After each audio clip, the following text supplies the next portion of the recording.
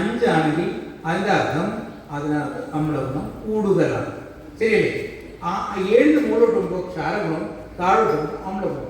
അപ്പോൾ ഈ അമ്ലഗുണം കൂടിയാൽ എന്തൊക്കെ സംഭവിക്കും? ഇടുക്കിയിലെ മണ്ണ് അമ്ലഗുണമുള്ള മണ്ണാണ്. അവിടെ എന്തൊക്കെയാണ് സംഭവിക്കുന്നത്? അങ്ങനെ ഈ pH അമ്ലഗുണം ആകാനുള്ള കാരണം എന്താണ്? ഒന്ന്, ഏത് തരത്തിലുള്ള ഇപ്പൊ അമ്ലഗുണമുള്ള പാറ പൊടിഞ്ഞു, നമുക്കല്ല മണ്ണുണ്ടായിരിക്കുന്ന പാറ പൊടിഞ്ഞു, അമ്ലഗുണമുള്ള മണ്ണ് പൊടിഞ്ഞ് പാറ ഉണ്ടാക്കിയാൽ ആ മണ്ണിന് അമ്ലഗുണമായിരിക്കും. 2, നൈട്രജൻ വളങ്ങൾ, നൈട്രജൻ, യൂറിയ, ഫോൺ വളരെ കൂടുതൽ നമ്മൾ മണ്ണിലോട്ട് കൊടുത്തു കഴിഞ്ഞാൽ അമ്ലഗുണം ഉണ്ടാകും. 3, നമ്മുടെ ചാണകമില്ലേ, ചാണകം, അതുപോലെ ചാണകവും ആട്ടിൻ കാഷ്ടവും കോഴിക്കട, നമ്മുടെ കോംപ്ലക്സ് ഓർഗാനിക് മാനേജ്മെന്റ്, ഈ സാധനങ്ങൾ കമ്പോസ്റ്റ് ചെയ്യാൻ ഡയറക്റ്റ് ഇട്ട് കഴിഞ്ഞാൽ ഇത് മണ്ണിലുള്ള സൂക്ഷ്മജീവികൾ പ്രവർത്തിച്ച് കാർബൺ ഡൈ ഓക്സൈഡ് ഉണ്ടാകും. അത് വെള്ളവുമായി ചേർന്ന് കാർബോണിക് ആസിഡ് ആവുകയും അതുവഴി അമ്ലഗുണം കൂടാൻ ചാൻസ് ഉണ്ട്. അതുകൊണ്ട് പണ്ട് കാലത്തൊക്കെ ബയോഗ്യാസ് സ്ലറി ഉപയോഗിച്ചാൽ തോട്ടം ഒരുപാട് അഴുകിപ്പോയതുണ്ട്. അറിയാമോ? എത്ര പേർ കഴിയിട്ടുണ്ട് അങ്ങനെ? അതിനുശേഷം ബയോഗ്യാസ് സ്ലറി എന്ന് കേൾക്കുമ്പോഴേ ആൾക്കാർക്ക് പേടിയായി. അപ്പം അസിഡിക് പ്ലസ് അസിഡിക് ആകുമ്പോൾ ഒരു ഹൈ അസിഡിക്കിലേക്ക് പോകും, അങ്ങനെ വരും. അപ്പോൾ ഈ അസിഡിക് ഉണ്ടായാൽ എന്തൊക്കെയാണ് സംഭവിക്കുന്നത് മണ്ണിൽ? അസിഡിക് മാറ്റാൻ നമ്മൾ എന്തൊക്കെ ചെയ്യും? കുമ്മായിടും, ഡോളമൈറ്റിടും, പിന്നെ വേറെ ചെയ്യും. എന്നാൽ നിമാവിലോട് നിൽക്കാൻ ഇത് കഴിഞ്ഞങ്ങോട്ട് ചെല്ലുള്ളൂ. അപ്പം അമ്ലഗുണം മാറാനായിട്ട് കുമ്മായിടും, പിന്നെ ഡോളമൈറ്റിടും. കുമ്മായം നമ്മൾ പല രീതിയിൽ ചെയ്യാറുണ്ട്. ഡയറക്റ്റ് ഇടാറുണ്ട്, കലക്കി ഒഴിക്കാറുണ്ട്, ചിലർ 8 കിലോ കലക്കിയിട്ട് 10 ലിറ്റർ വെച്ച് ഒഴിക്കാറുണ്ട്, പല രീതിയിൽ ചെയ്യാറുണ്ട്. അപ്പോൾ നമ്മൾ ഈ കുമ്മായം എന്ന് പറയുമ്പോൾ നമുക്ക് അമ്ലഗുണം മാറ്റാനുള്ള ഒരു സാധനമാണ്. അത് കഴിഞ്ഞിട്ട് കുമ്മായത്തിന് വേറെ എന്തെല്ലാം കാര്യങ്ങളുണ്ട്, കുഴപ്പമുണ്ടല്ലോ. കുമ്മായം ഇല്ലെങ്കിൽ ഇത് കുഴപ്പമുണ്ടാകും.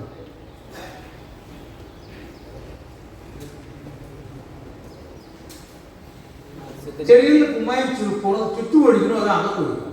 അതാ നമുക്കറിയാം, നമ്മുടെ പല തോട്ടങ്ങളിലും ഈ ഏലച്ചെടി വളർന്നു വരുമ്പോൾ ഈ ചിമ്പല്ല നമ്മുടെ വേര് പൊട്ടി ഒരു അരയടി അല്ലെങ്കിൽ 4-5 ഇഞ്ച് ആകുമ്പോൾ തന്നെ അച്ഛൻ കരിഞ്ഞു കണ്ടിട്ടുണ്ടോ? കണ്ടിട്ടുണ്ടോ? അത് എന്തുകൊണ്ടാണ് അങ്ങനെ ഉണ്ടാകുന്നത്?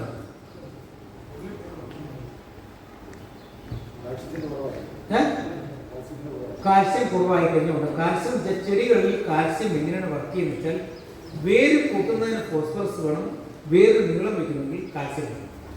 അതുകൊണ്ടാണ് നമ്മുടെ ഈ കാൽസ്യം എന്ന് പറയുമ്പോൾ സിമെന്റ് ചെയ്യുന്ന പണിയാണ്. കട്ട കെട്ടുമ്പോൾ സിമെന്റ് കുറഞ്ഞു വേണ്ടി ബലക്ഷണമുണ്ട്.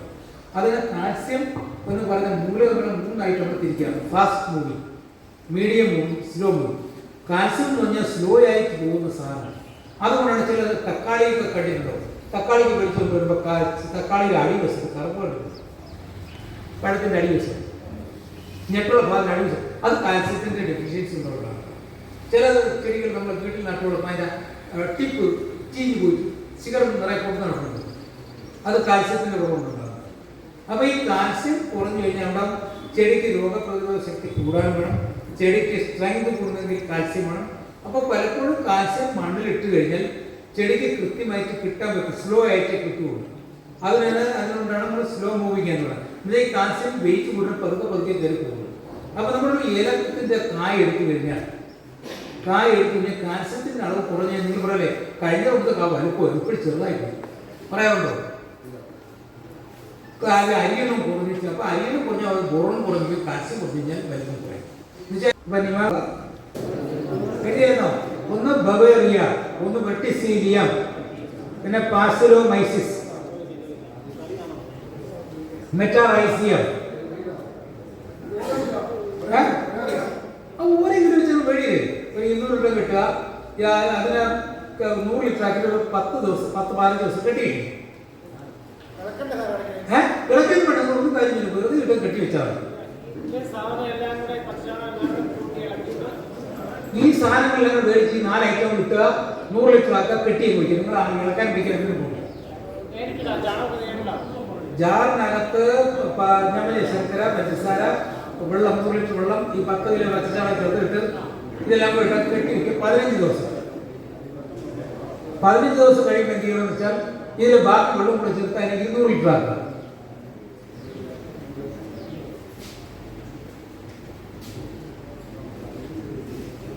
പിന്നെ ഇതിനകത്ത് ഒരു കാര്യം ചെയ്യണം, ഈ നമ്മുടെ ഈ ബവേറിയ, വെട്ടിസിലിയം, പാസിലോമൈസ് എല്ലാം നോൺ വെജിറ്റേറിയൻ ആണ്. അതുകൊണ്ട് ഒരു 1/2 കിലോ ചിക്കൻ അങ്ങനെ മേടിച്ച് വേവിച്ച് അരച്ചൊഴിച്ച് കഴിഞ്ഞാൽ പെട്ടെന്ന് വളരും. നമ്മുടെ പിള്ളേർ കൊടുക്കാനും പിന്നെയാണ് എന്ന് പറഞ്ഞൊരു കാര്യം നമ്മുടെ ജീവിതമാർഗ്ഗമാണേ. ഒരു 1/2 കിലോ ചിക്കൻ അല്ലെങ്കിൽ നമ്മുടെ ചിക്കൻ മേടിച്ചേ അത് നല്ലൊരു കുക്കറിൽ ഉപയോഗിച്ച് അരച്ചിട്ട് ഇതിനകത്ത് കുറിച്ച്, അല്ലെങ്കിൽ നമ്മുടെ പെട്രോൾ എന്നുള്ള സാധനം നമ്മൾ ചേർക്കാറുണ്ട്. അതിന് പകരം ഈ ചിക്കൻ കൂടെ ചേർത്ത് അരച്ച് കഴിഞ്ഞ് ഒഴിച്ചു കഴിഞ്ഞാൽ പെട്ടെന്ന് തന്നെ വളരും. 1/2 കിലോ ചിക്കൻ കൂടെ മേടിച്ചു എന്തായാലും കടക്കാരുടെ ഗുണമുണ്ടാകട്ടെ.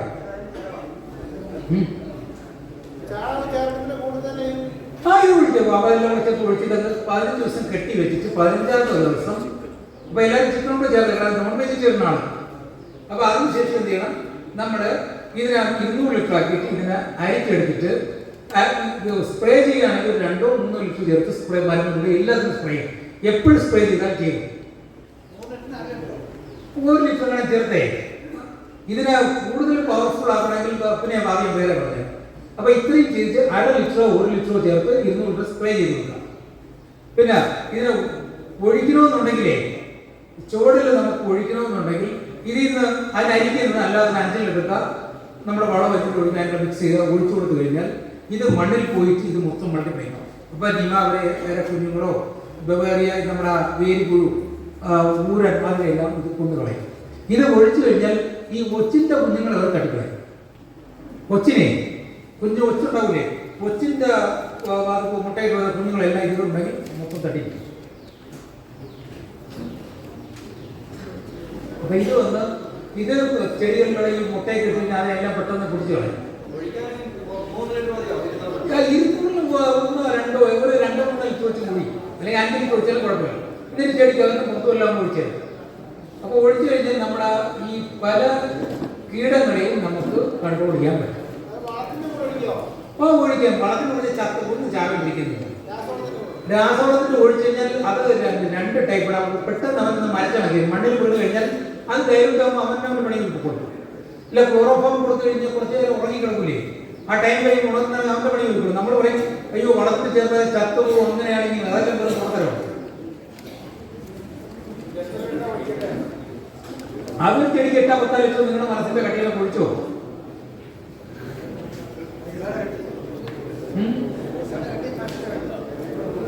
പൈസയുടെ കട്ടിയല്ല, ജീവിതത്തിൽ വിജയിക്കണമെങ്കിൽ എന്തെങ്കിലും റിസ്ക് എടുത്താൽ വിജയിക്കാൻ പറ്റൂല. റിസ്ക് എടുത്താൽ കൈ പിടിക്കുന്ന എല്ലാ ലോകത്തിലും സംഭവിക്കും.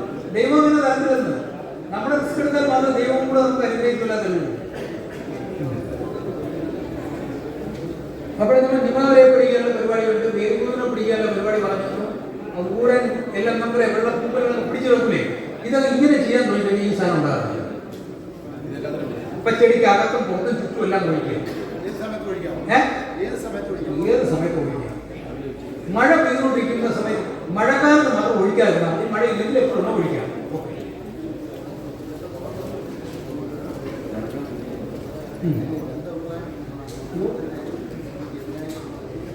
അപ്പൊ അത് കഴിഞ്ഞു.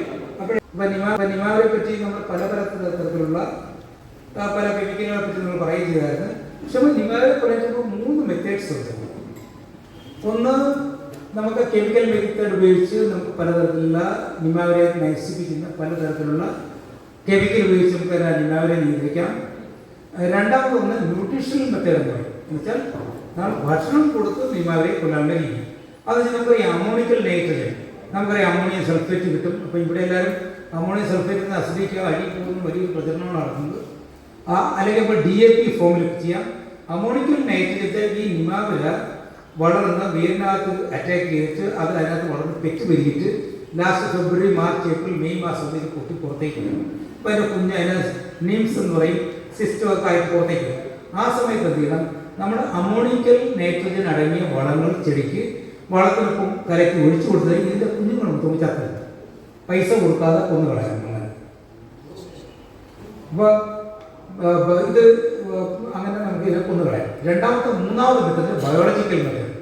ബയോളജിക്കൽ മെത്തേഡ് എന്ന് പറഞ്ഞാൽ പല സൂക്ഷ്മജീവികളെ ഉപയോഗിച്ച് നമുക്ക് ഈ നിമാവരകളെ കൊന്നു കളയാൻ പറ്റും. അതെങ്ങനെയാണ്? നിമാവരെ അത് കഴിച്ചൊന്നും തിന്നത്തില്ല. ഈ സൂക്ഷ്മജീവികൾ വളരുമ്പോൾ പല തരത്തിലുള്ള രാസായനികൾ, അതിന് നമ്മളിപ്പോൾ പറയുമല്ലോ, അതിപ്പോൾ നമുക്ക് ഒഫീഷ്യലായിട്ട് പറയുമ്പം നമുക്ക് പാസിലോമൈസിസ് എന്ന് പറയുന്നുണ്ട്, പിന്നെ വന്ന നമ്മുടെ മെറ്റാറൈസിയം വരുന്നുണ്ട്. അതിനകത്ത് ഹൈഡ്രോളൈസിങ് എൻസൈംസ് ഉണ്ടാകുന്നത് പെക്റ്റിനൈസ്, സെല്ലുലൈസ്, കൈറ്റിനൈസ് എന്ന് പറഞ്ഞ 3 എൻസൈംസ് ഉണ്ടാക്കുന്ന ഏത് സൂക്ഷ്മജീവിയാണ്. അത് നമുക്ക് സ്പെസിഫിക് ആയിട്ട് നമ്മൾ പറഞ്ഞിട്ടുണ്ട്. പാസിലോമൈസിസ്, പച്ചോണിയ എന്ന് പറഞ്ഞൊക്കെ പലതും പറഞ്ഞിട്ടുണ്ട്. എങ്കിൽ പോലും ഈ സൂക്ഷ്മജീവികൾ നമ്മൾ ഉപയോഗിച്ച് കഴിഞ്ഞാൽ എന്ത് പറ്റും? ഇത് സൂക്ഷ്മജീവികൾ മണ്ണിൽ മൾട്ടിപ്ലൈ ചെയ്യുമ്പോൾ അതുണ്ടാക്കുന്ന രാസാഗ്നികൾ ഇതിനെ കൊന്നുകളയും. രണ്ടാമത്, ഈ ചെടിക്കകത്ത് വേരിനകത്ത് കയറിയിരിക്കുന്ന ഈ നിമാവരകളെ ഈ സൂക്ഷ്മജീവികൾക്ക് കൊല്ലാൻ പറ്റത്തില്ല. അതിന് കെമിക്കൽ ഉപയോഗിച്ച് തന്നെ കൊല്ലണം. അപ്പോൾ നമുക്ക് ഈ സൂക്ഷ്മജീവികൾ നമുക്ക് എങ്ങനെ മൾട്ടിപ്ലൈ ചെയ്യാം? നമുക്കറിയാലോ, പല ബയോളജിക്കൽ കമ്പനീസ് ഉണ്ട്. ഇപ്പം ചെറുകിട കർഷകരെ സംബന്ധിച്ചിടത്തോളം ഒരു 10-100 കണക്കിന് കൾച്ചറുകളുണ്ട്. നമുക്കറിയാം 3 ആയിട്ട് നമുക്ക് ക്ലാസിഫൈ ചെയ്യുന്നത്. ബയോ ഫെർട്ടിലൈസർ NPK കൾച്ചർ വരുന്നുണ്ട്, ബയോ പെസ്റ്റിസൈഡ് എന്ന് പറഞ്ഞാൽ ബവേറിയ, വെട്ടിസിലിയം, പാസിലോമൈസിസ്, മെറ്റാറൈസിയം, അങ്ങനെ പലതായിട്ട് വന്നിട്ടുണ്ട്. പിന്നെ അതിന് ബയോ ഫംഗിസൈഡ്, അത് വന്ന് ട്രൈക്കോഡർമ വന്ന് സ്യൂഡോമോണസ് വന്നിട്ടുണ്ട്, ബാസിലസ് സബ്റ്റിലിസ്, അങ്ങനെ പിന്നെ സക്കിംഗ് പെസ്റ്റ് വന്ന് സ്പോറോക്സിസ് പഞ്ചോറം എന്നൊക്കെ പറഞ്ഞ് കുറേ എണ്ണം വന്നിട്ടുണ്ട്. അപ്പോൾ നമുക്കിതെല്ലാം കേട്ട് കഴിയുമ്പോൾ കൃഷിക്കാരെ സംബന്ധിച്ചിടത്തോളം നമുക്ക് ഈ പേര് പഠിച്ചു വയ്ക്കാനോ കാര്യങ്ങളൊന്നും ചെയ്യാൻ പറ്റില്ല. അപ്പോൾ നമ്മൾ എങ്ങനെയാണ് നമ്മൾ ഈ സൂക്ഷ്മജീവികൾ മൾട്ടിപ്ലൈ ചെയ്യണമെന്ന് അറിയണ്ടേ? വെറുതെ നിമാവരുണ്ട്, വേരുപുഴുണ്ട് എന്ന് പറഞ്ഞാൽ മാത്രമല്ല, അത് നമുക്ക് ഇങ്ങനെ കൊല്ലാനുള്ള വെടിപ്പോക്ക് ഉണ്ടാക്കുന്നില്ല ആദ്യം പഠിക്കേണ്ടത്. അപ്പോൾ അതിന് ചെയ്യേണ്ടതെന്ന് വെച്ചാൽ നമ്മളൊരു 200 ലിറ്റർ ഡ്രം എടുക്കുക, എഴുതിയിട്ടോ, നിങ്ങൾക്ക് ചെയ്തു നോക്കാം. ഇതൊക്കെ വലിയ ചില കുറഞ്ഞ കാര്യങ്ങളാണ്. കാര്യം അല്ലെങ്കിൽ ഇപ്പോൾ 1 ഏക്കറിൽ അല്ലെങ്കിൽ ഒരു 10 ഏക്കറുള്ള ഒരാളിന് മൊത്തം ഈ കൾച്ചർ മേടിച്ച് ഡയറക്റ്റ് അല്ലെങ്കിൽ ഒരുപാട് പൈസ ആവും. അപ്പോൾ അത് നമുക്ക് താങ്ങാൻ പറ്റത്തില്ല. അപ്പോൾ അതുപോലെ 10 കൾച്ചർ വെച്ചിട്ട് ഒരുപാട് എന്താ ചെയ്യണം? ഒരു 200 ലിറ്റർ ഡ്രം എടുത്തിട്ട് ഒരു 5 കിലോ ശർക്കര ഇടുക, 5 കിലോ പഞ്ചസാര ഇടുക, പിന്നെ ഒരു 10 കിലോ പച്ചച്ചാണകം കിടണം. എന്നിട്ട് നിങ്ങളുടെ ഈ നിമാവരയാണെങ്കിൽ അതിനകത്ത് നമുക്ക് പാസിലോമൈസിസ് എന്ന് പറഞ്ഞ ഒരു ഫംഗസ് മേടിക്കരുത്. അത് പല കമ്പനികൾ IPL കിട്ടുന്നുണ്ട്, പിന്നെ ടോപ്പ് എന്നുണ്ട് കമ്പനിയുണ്ട്, പിന്നെ ICRI, നമ്മുടെ CRS പമ്പടംപാറ എല്ലായിടത്തും കിട്ടുന്നുണ്ട്. അത് ഏതെങ്കിലും കമ്പനിയെ വിളിച്ചാൽ പാസിലോമൈസിസ് അത് കിട്ടും. പിന്നെ ബവേറിയ എന്ന് പറഞ്ഞിട്ടുണ്ട്,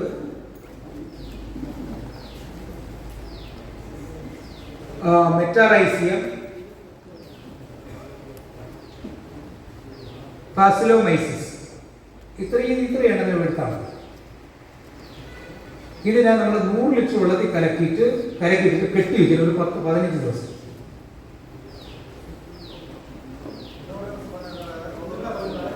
ഒരു 200 ലിറ്റർ ഡ്രം എടുക്കുക, അതിനകത്ത് ഒരു 5 കിലോ ശർക്കര, 5 കിലോ പഞ്ചസാര, പിന്നെ ഒരു 10 കിലോ പച്ചച്ചാണകം കലക്കുക. ഈ പാസിലോമൈസിസ്, ബവേറിയ, വെട്ടിസിലിയം, മെറ്റാറൈസിയം ഈ 4 എണ്ണം മേടിച്ചിട്ട് ഇതിനെ അതിനകത്തിട്ട് കലക്കിയിട്ട് ഒരു 100 ലിറ്റർ കെട്ടി ഒരു 15 ദിവസം വയ്ക്കണം. എന്തോ ബവേറിയ എഴുതിക്കോ. ബവേറിയ എന്ന് പറഞ്ഞ ഫംഗസ് കിട്ടും, വെർട്ടിസിലിയം എന്ന് പറഞ്ഞ് കിട്ടും. അത് 1 കിലോ മേടിച്ച് വില കൂടി മേടിച്ച് വിട്ടാൽ മതി. അല്ലല്ല, 4 എണ്ണം ഇടണം, 4 ടൈപ്പ് ഇടണം. Beauveria, Verticillium, Paecilomyces, Metarhizium.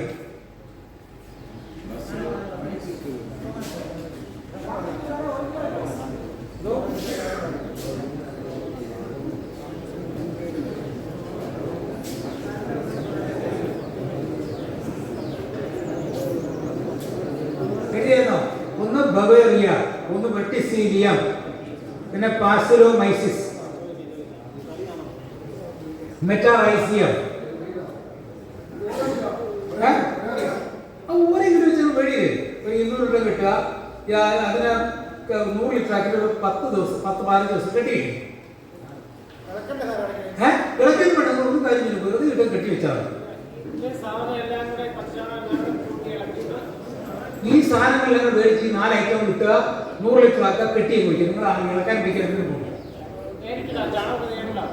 ജാറിനകത്ത് ശർക്കര, പഞ്ചസാര, വെള്ളം, 100 ലിറ്റർ വെള്ളം, ഈ 10 കിലോ പച്ചച്ചാണകം ചേർത്തിട്ട് ഇതെല്ലാം കൂടി കെട്ടി വയ്ക്കും 15 ദിവസം. 15 ദിവസം കഴിയുമ്പോൾ എന്ത് ചെയ്യണമെന്ന് വെച്ചാൽ ഇതിൽ ബാക്കി വെള്ളം കൂടെ ചേർത്ത് അതിന് 200 ലിറ്റർ ആക്കുക.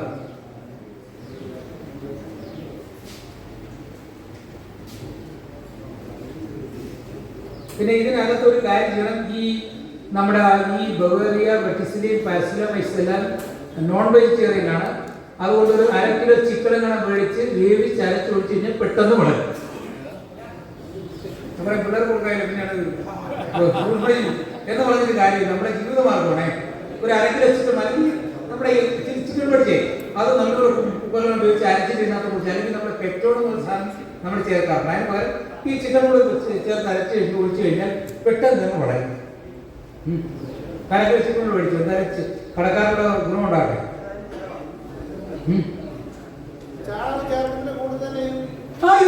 അതെല്ലാം വെച്ചൊക്കെ ഒഴിച്ചിട്ട് 15 ദിവസം കെട്ടി വെച്ചിട്ട് 15ാമത്തെ ദിവസം അപ്പൊ എല്ലാവരും ചിക്കൻ കൂടെ ചേർത്ത് നോൺ വെജിറ്റേറിയൻ ആണ്. അപ്പൊ അതിനുശേഷം എന്ത് ചെയ്യണം, നമ്മൾ ഇതിനകത്ത് 200 ലിറ്റർ ആക്കിയിട്ട് ഇതിനെ അരിച്ചെടുത്തിട്ട് സ്പ്രേ ചെയ്യുകയാണെങ്കിൽ 2-3 ലിറ്റർ ചേർത്ത് സ്പ്രേ മരുന്നുണ്ട് എല്ലാത്തിനും സ്പ്രേ ചെയ്യും. എപ്പോഴും സ്പ്രേ ചെയ്താൽ ചെയ്യും. 1 ലിറ്റർ അങ്ങനെ ചേർത്തേ ഇതിനെ കൂടുതൽ പവർഫുൾ ആക്കണമെങ്കിൽ പിന്നെ ഭാഗ്യം വേറെ പറയാം. അപ്പൊ ഇത്രയും ചെയ്ത് 1/2 ലിറ്ററോ 1 ലിറ്ററോ ചേർത്ത് 200 ലിറ്റർ സ്പ്രേ ചെയ്ത് കൊടുക്കാം. പിന്നെ ഇതിനെ ഒഴിക്കണമെന്നുണ്ടെങ്കിലേ ചുവടിൽ നമുക്ക് ഒഴിക്കണമെന്നുണ്ടെങ്കിൽ ഇതിൽ നിന്ന് അതിനരിക്കുന്നത് അല്ലാതെ 5 ലിറ്റർ നമ്മുടെ വളം വെച്ചിട്ട് ഒഴിക്കാൻ മിക്സ് ചെയ്ത് ഒഴിച്ചു കൊടുത്തു കഴിഞ്ഞാൽ ഇത് മണ്ണിൽ പോയിട്ട് ഇത് മൊത്തം മൾട്ടിപ്ലൈ ചെയ്യണം. അപ്പൊ വേറെ കുഞ്ഞുങ്ങളോ ബവേറിയ നമ്മുടെ വേരിപ്പുഴു ഊരൻ അതിനെല്ലാം ഇത് കൊന്നുകളയും. ഇത് ഒഴിച്ചു കഴിഞ്ഞാൽ ഈ ഒച്ചിന്റെ കുഞ്ഞുങ്ങൾ അവർ തട്ടിക്കളയും. കൊച്ചിനെ കുഞ്ഞു ഒച്ചുണ്ടാവില്ലേ, കൊച്ചിന്റെ മുട്ടയിൽ കുഞ്ഞുങ്ങളെല്ലാം ഇതിലുണ്ടെങ്കിൽ മൊത്തം തട്ടിക്കും. അപ്പൊ ഇത് വന്ന് ഇത് ചെടികളുടെ ഈ മുട്ടയൊക്കെ ഇട്ട് കഴിഞ്ഞാൽ അതെല്ലാം പെട്ടെന്ന് പിടിച്ചു കളയും. 200-2 ഒരു 2-3 ലിറ്റർ വെച്ച് കൂടി അല്ലെങ്കിൽ 5 ലിറ്റർ ഒഴിച്ചാലും കുഴപ്പമില്ല. ഇതിന് ചെടിക്ക് അതിന് പുറത്തുമെല്ലാം ഒഴിച്ചത്.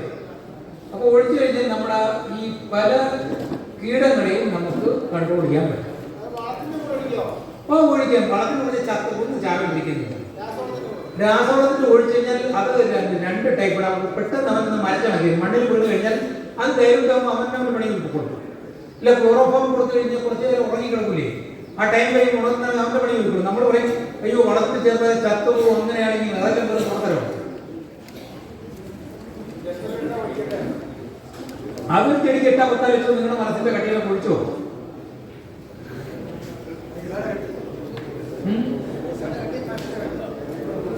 പൈസയുടെ കട്ടിയല്ല, ജീവിതത്തിൽ വിജയിക്കണമെങ്കിൽ എന്തെങ്കിലും റിസ്ക് എടുത്താൽ വിജയിക്കാൻ പറ്റൂല. റിസ്ക് എടുത്താൽ കൈ വെടിയുന്ന ലോകത്തുള്ള സംഭവിക്കും. ദൈവം അങ്ങനെ താല്പര്യം നമ്മുടെ റിസ്ക് എടുത്താൽ മാത്രം ദൈവം കൂടെ നമുക്ക് അനുഗ്രഹിക്കില്ലാതെ. അപ്പോൾ നമ്മൾ നിമാവരെ പിടിക്കാനുള്ള പരിപാടിയുണ്ട്, വേരുപൂരിനെ പിടിക്കാനുള്ള പരിപാടി പറഞ്ഞു. ഊരൻ എല്ലാം നമ്മുടെ വെള്ളപ്പൂക്കളെ പിടിച്ചു വെക്കൂലേ, ഇതൊക്കെ ഇങ്ങനെ ചെയ്യാൻ തുടങ്ങി ഈ സാധനം ഉണ്ടാകുന്നത്. ഇപ്പൊ ചെടിക്ക് അകത്തും പുറത്തും ചുറ്റും എല്ലാം ഒഴിക്കുക. ഏത് സമയത്ത് ഒഴിക്കുക. മഴ പെയ്തുകൊണ്ടിരിക്കുന്ന സമയത്ത് മഴക്കാലത്ത് മാത്രം ഒഴിക്കാതിരുന്നാൽ മഴ ഇല്ലെങ്കിൽ എപ്പോഴും ഒഴിക്കാം.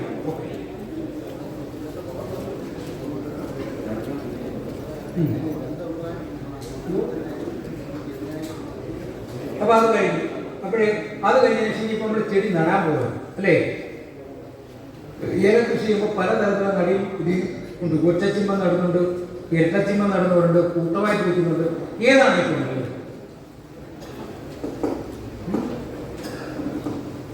നിങ്ങളുടെ അനുഭവം നമ്മുടെ ഞാൻ കൃഷിക്കാരെന്ന് കണ്ടാൽ നിങ്ങളെ വേറെ നണ്ട അങ്ങോട്ടും ഇങ്ങോട്ടേ ഏതാണ് ഏറ്റവും നല്ലത്? ഒറ്റച്ചിമ്മ നടണോ, ഇരട്ടച്ചിമ്മ നടണോ, കൂട്ടമായിട്ട് എങ്ങനെയാണ് നടന്നത് ഏറ്റവും നല്ലത്? നമ്മൾ കഴിവത് ഒരു 4-5 ചിമ്മ ഒന്നിച്ച് നടണം. അങ്ങനെ ചെയ്ത് കഴിഞ്ഞാൽ നമുക്ക് ഒരു 12-14 മാസം നമുക്ക് 50-60 രൂപ. ഇല്ല എങ്കിൽ ഒരു കാര്യം ചെയ്യണം, നമുക്ക് പെട്ടെന്ന് കായ എടുക്കണമെന്നുണ്ടെങ്കിൽ നമ്മളെ ചെയ്യണം, നേരത്തെ പതിയെ ഇട്ട് ഒരു 5-8 ചിമ്പുള്ള പീസ് എടുത്ത് വയ്ക്കുക. എന്നാൽ നമുക്ക് ഒരു 18 മാസം കൊണ്ട് കായ എടുക്കാൻ പറ്റും. അപ്പൊ അതുകൊണ്ടല്ലാതെ നമ്മൾ ഒരിക്കലും ഒറ്റച്ചിമ്മം വെച്ചിട്ട് വർഷങ്ങളോളം കാത്തിരിക്കുന്ന പരിപാടി ചെയ്യരുത്. പിന്നെ രണ്ടാമത് വേറൊരു കാര്യം പറഞ്ഞപ്പോൾ ചിലപ്പോൾ വേനൽക്കാലത്ത് കൂട്ടുകാർക്ക് പോയി ഒരു 10 ചിമ്പ് കിട്ടും. നമ്മളോട് തറയെ വെച്ചിട്ട് ഉണങ്ങി പോകാൻ ഉൽപാദനക്ഷമത കുറയാനുള്ള ഏറ്റവും വലിയ ഒരു പ്രതിസന്ധി എന്നാൽ നിമാവരയുടെ ആക്രമണം.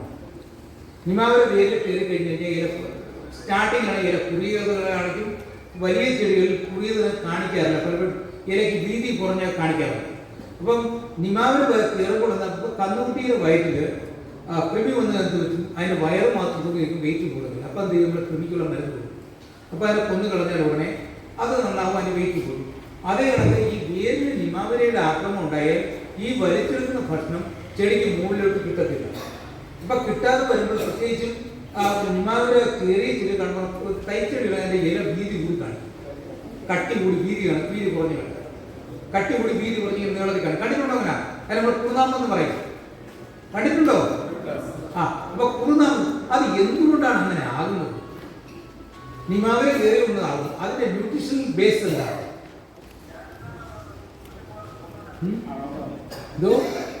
അങ്ങനെ ഈ ഫ്ലാറ്റായി പോകാൻ കഴിയുന്ന വീതി കൊടുത്ത് ഫ്ലാറ്റ് ആവാൻ കാരണം നമ്മൾ അറിയണ്ടേ?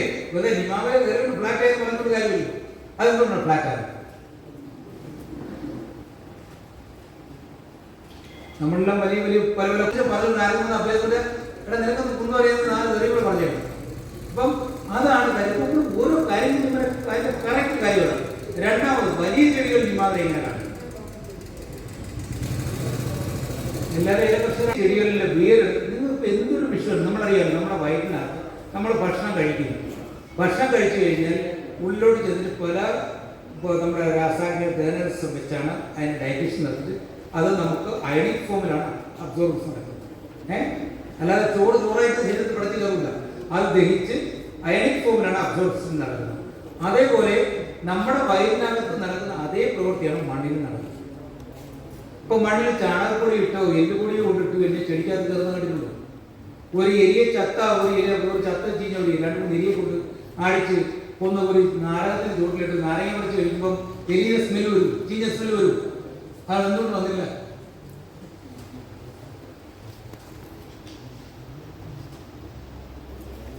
എന്തുകൊണ്ട് വരുന്നില്ല? ആരെങ്കിലും ഇത് പറയാം. എന്നുവെച്ചാൽ അത് വരാത്ത കാര്യം വെച്ചാൽ നമുക്കറിയാലോ. നമ്മളാണ് ഇപ്പോഴത്തെ കുപ്പിയിൽ വെള്ളം കുടിക്കുന്നുണ്ടായിരുന്നു, ബിസ്ലറി വാട്ടർ ഫിൽട്ടർ ചെയ്തോളൂ.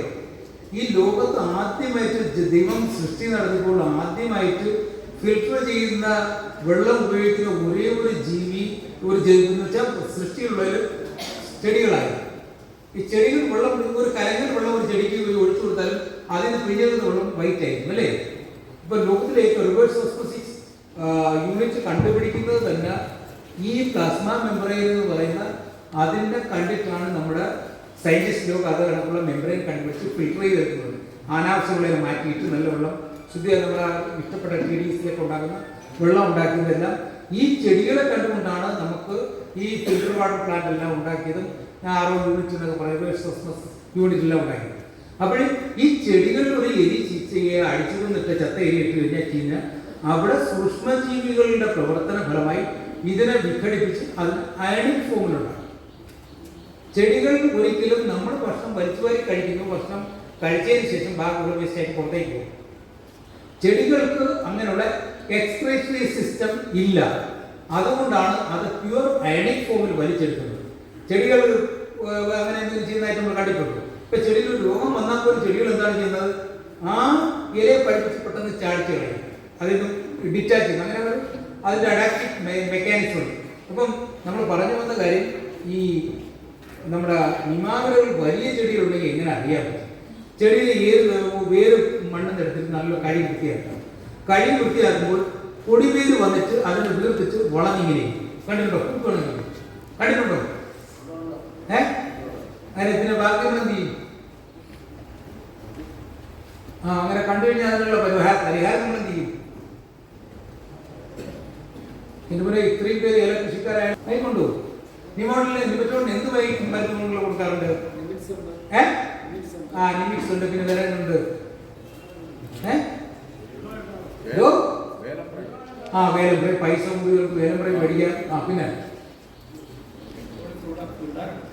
ചുഴനൊക്കെ ഇടുന്നതേ റെഡ് സിമ്പിളുള്ള മരുന്നുകളൊന്നും ഉപയോഗിക്കരുത്. കാരണം റെഡ് സിമ്പിളിലുള്ള മരുന്നുകൾ ഉപയോഗിച്ച് കഴിഞ്ഞാൽ നമുക്കറിയാം ഈ പ്രകൃതിയെ നമ്മുടെ പൂർവികർ നല്ലതുപോലെ തന്നിട്ട് വിട്ടതാണ്. അപ്പൊ അതിനെ നശിപ്പിച്ചിട്ട് വരും തലമുറ നശിപ്പിക്കാനാണ് നമ്മൾ അറിയിരിക്കുന്നത്. രണ്ടാമത് നമുക്ക് ആദ്യമല്ലേ പറയാം, നമ്മുടെ ഇവിടുത്തെ അച്ഛൻ സാറും ഇങ്ങനെ പറഞ്ഞായിരുന്നു ഈ ഏരിയയിൽ ഉണക്കം മുഖാന്തരം ഒരുപാട് കൃഷി നശിച്ചു പോയി. അപ്പോൾ അതുകൊണ്ട് ഇവിടുത്തെ കർഷകരെല്ലാം വളരെയധികം ഈ വിളവില്ലാതെയും കൃഷി ഉണങ്ങി പുതിയ റീപ്ലാന്റ് ഒക്കെ ചെയ്യുന്നു. അപ്പോൾ നമുക്കൊരു കാര്യം ചെയ്യാം, നമുക്ക് ആ കൃഷി ചെയ്യുമ്പോൾ നമുക്ക് ആ സ്റ്റാർട്ടിംഗ് എങ്ങനെയാണ് കൃഷി ചെയ്യുന്നതിനെ കുറിച്ച് ചിന്തിക്കുക. സ്റ്റാർട്ടിംഗ് അത് വളരെ കുറേ ഇപ്പോഴത്തെ കുറച്ച് ഐഡിയ കിട്ടും. ഇതൊക്കെ എന്തുകൊണ്ട് ചോദിക്കാൻ ആൻസർ ചെയ്യാൻ ചെയ്താൽ ഒന്നും കുഴപ്പമില്ല. ഉരുണ്ട് കളിക്കുന്ന പരിപാടി നേരിട്ട് പറയുള്ളൂ. നമ്മുടെ കൃഷിയെ പോകുമ്പോൾ നമ്മൾ തട്ട് സെലക്ട് ചെയ്ത് എന്താണ് ചെയ്യുന്നത് കഴിവതും നമുക്കറിയാം. നമ്മളിപ്പോൾ ചെയ്യുമ്പോഴത്തെ 8 അടിക്ക് 8, 8 കെട്ട് 10 10 പല രീതിയിൽ കൃഷി ചെയ്യാറുണ്ട്. ഇനിയുള്ള കാലത്ത് നമുക്ക് അറിയാമല്ലോ, കാലാവസ്ഥാ വ്യതിയാനം, ചൂട് കൂടുന്നു, മണ്ണിൻ്റെ ഘടന മാറുന്നു. ഇങ്ങനെയുള്ള അവസരങ്ങളിൽ നമുക്ക് എന്താണ് നമ്മുടെ സ്ഥലം പരിമിതമാകുന്നു, കുറച്ച് ഏരിയയുള്ളൂ. അപ്പോൾ അങ്ങനെ ഇപ്പോഴും നമ്മൾ 450 തൊട്ട് 500 ഏലം കൃഷി ചെയ്യുന്ന സമയത്ത് നമുക്കെല്ലാവരും നമുക്കറിയാലോ, ഒരു യൂട്യൂബിൽ കാണുന്ന high density planting, ultra high density planting എന്ന് പറഞ്ഞ 30 നമ്മുടെ സൂരജ് എന്ന് പറഞ്ഞ പേജ് ചെയ്തിട്ടുണ്ടായിരുന്നു. പിന്നെ തോമസ് കുട്ടി കോഴിമറ എല്ലാം യൂട്യൂബിലുണ്ട്. അപ്പോൾ നമ്മൾ ഇനി ചെയ്യാൻ പോകുന്നതാണ് ഹൈ ഡെൻസിറ്റി പ്ലാന്റിങ് ചെയ്യാനായിട്ട് ശ്രമിക്കുക. ഹൈ ഡെൻസിറ്റി പ്ലാന്റിങ് ചെയ്യുന്ന വെച്ചാൽ നമ്മളിപ്പോൾ ഒരു ഇറക്ക പ്രദേശമാണെങ്കിൽ മുകളിൽ നിന്ന് താഴോട്ട് ലൈൻ പഠിച്ചിട്ട് 5 അടി അകലത്തിൽ ചെടികൾ നടാം. ഇതിനിടയ്ക്ക് ഒരു 10 12 അടി വിട്ടിട്ട് നമ്മുടെ ചെടി വിട്ടിട്ട് അടുത്ത ലൈൻ ഇടും. അപ്പോൾ അങ്ങനെ ആകുമ്പോൾ എന്താണ് പറ്റുന്നത്, നമുക്കൊരു ഏക്കറിൽ 750 തൊട്ട് 800 ചെടികളുണ്ടാകും. അപ്പോൾ 800 ചെടി ഉണ്ടാകുമ്പോൾ നമ്മുടെ ഈ കൃഷിയുടെ ഇക്വേഷൻ എന്താണ് പറയുന്നത്, ഒരു ചെടിക്ക് 80 ചിമ്പുണ്ടാകും, 2 ശരം വെച്ച് 160 ശരം ഉണ്ടാകും, 11 കിലോ പച്ചക്കായ ഉണ്ടാകണം, 2 കിലോ ഉണക്കക്കായ ഉണ്ടാകണം. അതാണ് ഏല കൃഷി ഉണ്ടാകുന്ന ഇക്വേഷൻ. അപ്പോൾ ഇത് പലപ്പോഴും അത് അച്ചീവ് ചെയ്യാൻ പറ്റുന്നില്ല, അത് പല കാരണങ്ങൾക്ക്. അപ്പോൾ നമുക്ക് ആദ്യം നമുക്ക് നടുന്നതിനെ പറ്റി പറയാം, അത് കഴിഞ്ഞ് ഓരോ സ്റ്റെപ്പായിട്ട് പോകും. അപ്പോൾ രണ്ടാമത് നമുക്ക് ആദ്യം പറയാം, നമ്മുടെ ഇവിടുത്തെ അച്ഛൻ സാറും ഇങ്ങനെ പറഞ്ഞായിരുന്നു, ഈ ഏരിയയിൽ ഉണക്കം മുഖാന്തരം ഒരുപാട് കൃഷി നശിച്ചു പോയി. അപ്പോൾ അതുകൊണ്ട് ഇവിടുത്തെ കർഷകരെല്ലാം വളരെയധികം ഈ വിളവില്ലാതെയും കൃഷി ഉണങ്ങി പുതിയ റീപ്ലാന്റ് ഒക്കെ ചെയ്യുന്നു. അപ്പോൾ നമുക്കൊരു കാര്യം ചെയ്യാം, നമുക്ക് ആ കൃഷി ചെയ്യുമ്പോൾ നമുക്ക് ആ സ്റ്റാർട്ടിംഗ് എങ്ങനെയാണ് കൃഷി ചെയ്യുന്നതിനെ കുറിച്ച് ചിന്തിക്കുക. സ്റ്റാർട്ടിംഗ് അത് വളരെ കുറേ ഇപ്പോഴത്തെ കുറച്ച് ഐഡിയ കിട്ടും. ഇതൊക്കെ എന്തുകൊണ്ട് ചോദിക്കാൻ ആൻസർ ചെയ്യാൻ ചെയ്താൽ ഒന്നും കുഴപ്പമില്ല. ഉരുണ്ട് കളിക്കുന്ന പരിപാടി നേരിട്ട് പറയുള്ളൂ.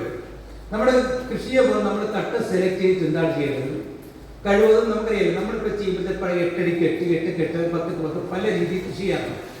ഇനിയുള്ള കാലത്ത് നമുക്ക് അറിയാമല്ലോ, കാലാവസ്ഥാ വ്യതിയാനം, ചൂട് കൂടുന്നു, മണ്ണിൻ്റെ ഘടന മാറുന്നു. ഇങ്ങനെയുള്ള അവസരങ്ങളിൽ നമുക്ക് എന്താണ് നമ്മുടെ സ്ഥലം പരിമിതമാകുന്നു, കുറച്ച് ഏരിയയുള്ളൂ. അപ്പോൾ അങ്ങനെ ഇപ്പോഴും നമ്മൾ 450 തൊട്ട് 500 ഏലം കൃഷി ചെയ്യുന്ന സമയത്ത് നമുക്കെല്ലാവരും നമുക്കറിയാലോ, ഒരു യൂട്യൂബിൽ കാണുന്ന high density planting, ultra high density planting എന്ന് പറഞ്ഞ 30 നമ്മുടെ സൂരജ് എന്ന് പറഞ്ഞ പേജ് ചെയ്തിട്ടുണ്ടായിരുന്നു. പിന്നെ തോമസ് കുട്ടി കോഴിമറ എല്ലാം യൂട്യൂബിലുണ്ട്. അപ്പോൾ നമ്മൾ ഇനി ചെയ്യാൻ പോകുന്നതാണ് ഹൈ ഡെൻസിറ്റി പ്ലാന്റിങ് ചെയ്യാനായിട്ട് ശ്രമിക്കുക.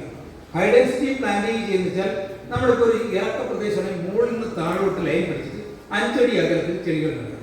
ഇതിനിടയ്ക്ക് ഒരു 10 12 അടി വിട്ടിട്ട് നമ്മുടെ ചെടി വിട്ടിട്ട് അടുത്ത ലൈൻ ഇടും.